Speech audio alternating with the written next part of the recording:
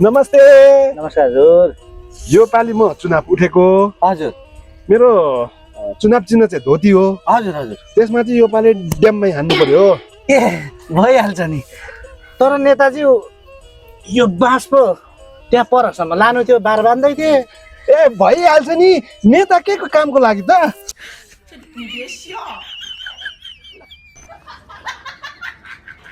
ए नेताजी हो त्यही भित्तामा ल आउनुहोस् आउनुहोस्।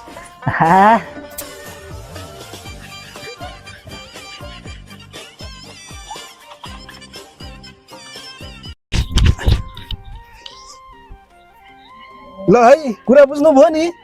बुझे बुझे, भोट चाहिँ कमिजमा आयो दाजु। के सोच के भइदिन्छ? यस्ता नेताहरूलाई बिहोस पार्ने ओखती त मसँग छ नि, दिन्छ तँलाई भोट।